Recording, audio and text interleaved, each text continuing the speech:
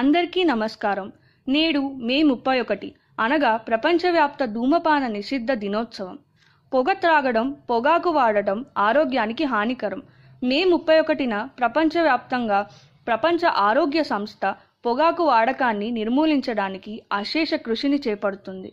మన ప్రపంచంలో పొగాకు వాడకం రోజురోజుకు అత్యధికమైన రీతిలో పెరుగుతుంది. ఒక మనిషి సిగరెట్ తాగిన ప్రతిసారి వారి రక్తం మరియు దేహంలోనికి సుమారు 4000 రసాయనాలు ప్రవేశిస్తాయి. అందులో సుమారు 250 రసాయనాలు మన దేహానికి ఎంతో హాని కలిగించగా 50 రసాయనాలు క్యాన్సర్కు దారితీస్తాయని అంతర్జాతీయ శాస్త్రవేత్తలు వెలువడించారు.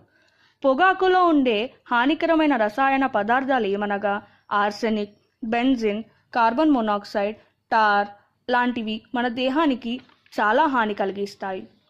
ప్రపంచ ఆరోగ్య సంస్థ గణాంకాల అంచనా ప్రకారం ప్రపంచవ్యాప్తంగా ప్రతి సంవత్సరం 5 మిలియన్ మరణాలు ధూమపానం చేయడం ద్వారా సంభవించాయి. 2020 నాటికి ఈ సంఖ్య 10 మిలియన్కు చేరవచ్చని భావిస్తున్నారు. అభివృద్ధి చెందుతున్న దేశాల్లో పొగాకు వాడకం చాలా పెరిగింది. 20వ శతాబ్దంలో పొగాకు వాడడం వలన 100 మిలియన్ మరణాలు సంభవించాయి. ఇది ఇలానే కొనసాగితే ఇంకో బిలియన్ ప్రాణాలు కోల్పోవచ్చని అంచనా.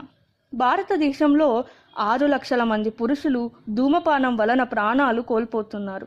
ఇన్ని భయపెట్టే గణాంకాలను దృష్టిలో పెట్టుకొని ప్రపంచ ఆరోగ్య సంస్థ పొగాకు నిర్మూలనకి కృషి చేస్తోంది. అసలు సిగరెట్ అనగా ఏంటి? సిగరెట్లోని ఎటువంటి రసాయనాలు మన దేహానికి ప్రమాదకరం? సిగరెట్ పొగాకు ద్వారా తయారు చేయబడుతుంది. పొగాకు అనేది ఒక ఆకుపచ్చని మొక్క. ఇది వెచ్చని వాతావరణంలోనే పెరుగుతుంది. ఇది వివిధ రకాలుగా వాడుకొని వివిధ రకాలైన పొగాకు పదార్థాలను తయారు చేస్తారు. పొగాకులో ఉండే నికోటిన్ ఒక వ్యసనపరమైన రసాయనం. దీని వలన మనిషి పొగాకు వాడకానికి బానిసగా మారుతాడు. ఇది మనిషి మెదడుని మళ్ళీ పొగాకు వాడడానికి ప్రేరేపణ ఇస్తుంది. పొగాకు వివిధ రకాలుగా మనం చూడవచ్చు.